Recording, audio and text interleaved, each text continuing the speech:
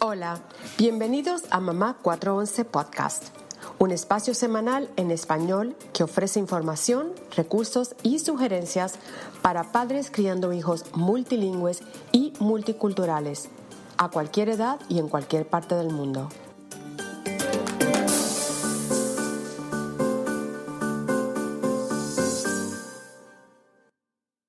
Hola a todos, bienvenidos a un nuevo episodio. Saludos, Erika, ¿cómo estás? Hola a todos, bienvenidos. Hoy tenemos de invitadas a dos amigas madres latinas que comparten nuestra misión de crear niños bilingües y biculturales, ambas periodistas y madres de dos niñas, Mónica Leal y Paula Niño Kerr. Creo que lo estoy diciendo bien. Ellas crearon Entre Dos Podcasts con el propósito de ofrecer recursos e información sobre el bilingüismo y así ayudar a los padres a sentirse acompañados en ese camino. Su podcast es grabado en los Estados Unidos y es en inglés. Bienvenidas, chicas. Gracias. Muchas gracias, Maribel y Erika.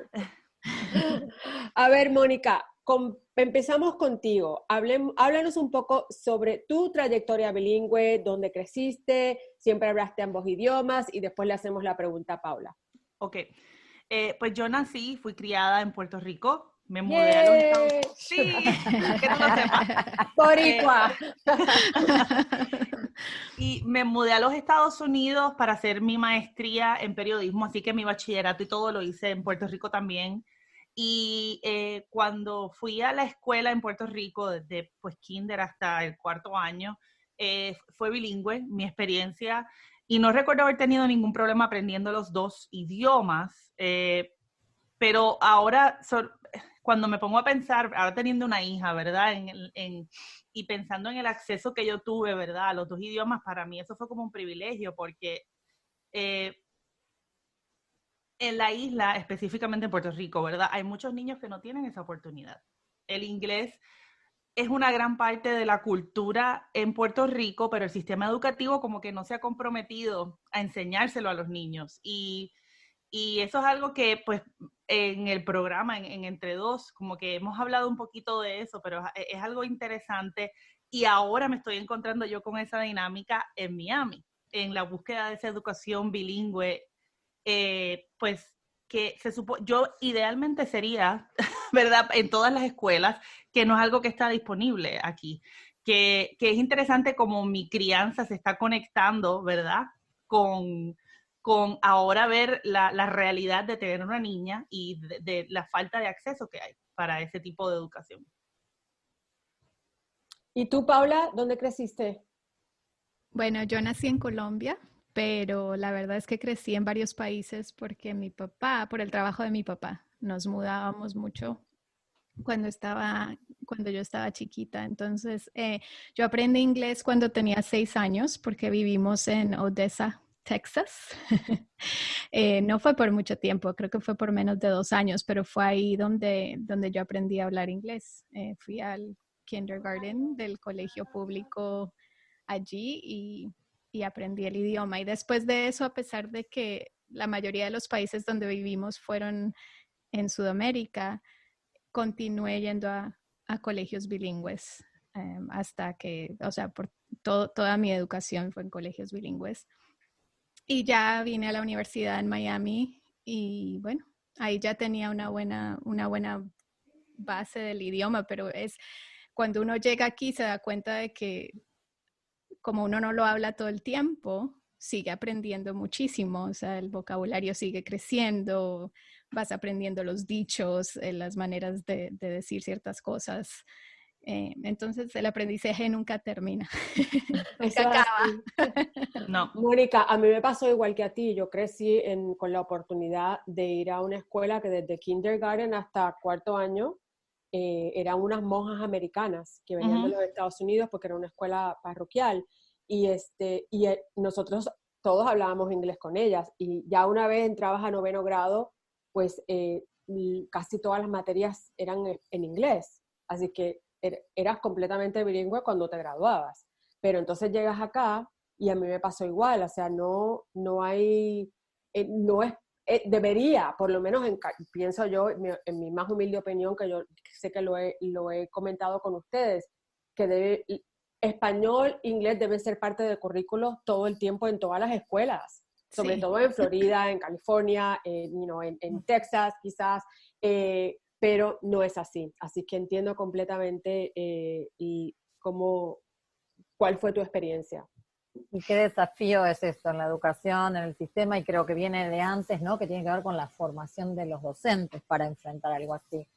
Y hablando de formación, cuéntenos un poco, las dos tienen una base de periodismo y entiendo que así fue como se conocieron, y cuéntenos un poco cómo fue ese encuentro y cómo surge la idea del podcast.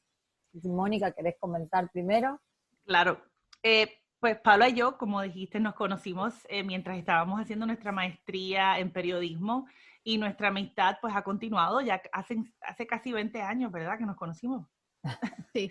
Y pues nosotras tuvimos hijas casi como back to back, como se dice, ¿verdad? Sí. Y desde el comienzo teníamos como estas inquietudes sobre cómo criarlas pues bilingües, ¿verdad? En este desarrollo del lenguaje. Y siempre estábamos compartiendo artículos, recursos, libros, y pensamos como que deberíamos estar compartiendo eso con otras personas, como que sentíamos nuestro espíritu de, ¿verdad? De periodismo, nos picó, ¿verdad? Sí, sí. Y pensamos, Comunicar. vamos a hacer esto. Y Paula fue la que sugirió que quizás debíamos hacer un podcast, que esa iba a ser la manera más fácil Sí, sí, de sí. pues poder compartir nuestro mensaje con pues a quien le interesara, básicamente. Y el resto pues es historia. Nuestro esposo nos ayuda un poco porque él la realidad es que es como el más técnicamente talentoso con esto que se llama los podcasts, que él nos ayudó en cómo hacer todo lo que es el setup y editarlo, y nos ha enseñado mucho.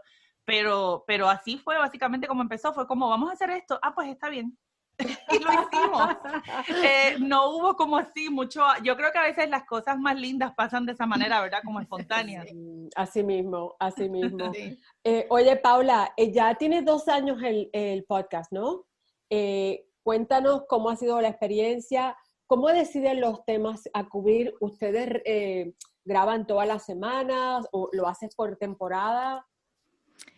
Bueno, sí, el 1 de mayo se cumplen 2 años desde que publicamos nuestro primer episodio. ¡Bravo! Gracias. Y ese lo grabamos aquí en Houston porque de verdad que el esposo de Mónica le puso todo el ánimo. Tan pronto surgió la idea, compró un pasaje, vinieron los tres, lo grabamos en mi mesa del comedor. No suena muy bien ahora que lo escuchamos. Había eco. Estábamos tan nerviosas. Pero la experiencia ha sido maravillosa porque es algo que nos gusta hacer a las dos y hemos aprendido muchísimo, hemos conocido a mucha gente interesante, y el podcast nos brinda un espacio para explorar temas que nos interesan como mamás. Y así es como surgen muchos temas, como dijo Mónica, siempre hay como estas inquietudes, preguntas que nos hacemos o conversaciones que tenemos entre las dos como amigas, que le pueden servir a otras personas. Entonces así surgen la mayoría de los temas, o de pronto algún padre nos comenta algo. Y yo diría que también leemos mucho, nos gusta estar al tanto de los artículos, los estudios que se publican acerca del bilingüismo. Ahí vino mi inglés. Está bien. Nos pasa a todas, nena, nos pasa a todas. Entonces a veces los temas también surgen así, porque leemos algo interesante o algún estudio se publicó y queremos entrevistar a su autor, y así lo escogemos. Y en cuanto a cómo los grabamos, la verdad no lo hacemos por temporadas, vamos grabando a medida que van surgiendo los temas y coordinamos la entrevista y así lo vamos haciendo. Y respecto, porque sé que tienen muchos invitados y me imagino que tienen que ver con esto que comentás de los temas de interés propios y de la audiencia, ¿cómo fueron las experiencias? ¿Y hay alguna entrevista que las marcó más personalmente o a la audiencia también, ¿no? Porque a veces sucede que uno tiene expectativas respecto a una entrevista que te marcó, pero por ahí la audiencia no tiene esa repercusión, pero digamos, ¿qué anécdota pueden contar? Sí, hay una, yo recuerdo, y Paula, este es un episodio que como nos chocó a las dos. el episodio que hicimos sobre el impacto que la dinámica de familia tiene en el desarrollo bilingüe, ¿verdad? Del niño. Sí. La experta que invitamos, que es la doctora Annie Castilla Earls, que ella ha sido una invitada frecuente en el programa, dijo que si la fuente del idioma viene solo de una persona, como lo que se dice, pues el OPOL, ¿verdad? Que una persona habla un idioma y la otra persona habla otro en la casa, que puede ser que eso no sea suficiente para que el niño sea bilingüe, ¿verdad? O que se desarrolle los dos idiomas de una manera equitativa. Y Paola y yo hacemos OPOL, y eso las dos yo creo que tú puedes escuchar como el bajón. ¿Qué? Fue difícil escuchar eso, porque es lo que nosotros hacemos. Entonces, pues, yo creo que a veces como quizás nosotros somos las madres de hijas bilingües también y biculturales, y estamos en las trincheras de todo esto. O sea, que las experiencias que estamos explorando en el podcast es lo que estamos viviendo. Claro. Y a veces los episodios nos afectan. Pero como periodistas tenemos como que separarnos de eso un poco y discutir estos temas que van más allá de las generalidades y ver estos temas de una manera más objetiva, ¿verdad? Claro. Y de verdad profundizar más en estas generalidades que uno escucha, ¿verdad? Todo el tiempo. Y pues, aunque a veces es difícil de escuchar esas realidades, hay que hacerlo. Oye, Mónica o Paula, si quieres comentar tú, ¿qué sugerencia dio ella o cómo ella presentó esa idea y qué te dio detrás para justificar lo que ella piensa o la opinión de ella o la experiencia de ella como experta? Yo me acuerdo, es que la puedo oír. La puedo oír en mi Por eso cabeza, quería que lo compartieras. la cita directa, que creo que es lo que como dio resume lo que dijo, es simplemente que una mamá hablándole a un niño en español todo el tiempo no es suficiente para que un niño aprenda el idioma cuando el idioma dominante es el inglés. Están rodeados del idioma inglés. Entonces, yo creo que ese era su argumento. El inglés es tan dominante. Especialmente a medida que van ellos creciendo, el idioma se vuelve cada vez más dominante en sus vidas. Entonces, si es solo una persona, si es solo la mamá la que le está hablando todo el tiempo en español, no es suficiente. Ahora, no creo que quiso decir que el niño no va a aprender el idioma, simplemente de pronto no va a ser tan equilibrado. Van a ser tan equilibrados los dos idiomas. Claro, pero el impacto nunca que me le olvido, dio. yo tengo esa cita marcada en la cabeza. Y recuerdo que nuestra audiencia tuvo una reacción similar. Hay personas que escucharon eso y como que se pusieron también, me acuerdo que en nuestro grupo de Entre Dos en Facebook se creó una conversación simplemente basada en ese comentario. Porque pues como que sí, es impactante, pero es importante saber eso. Claro, de ahí buscar cosas que los contrarrestre, ¿verdad?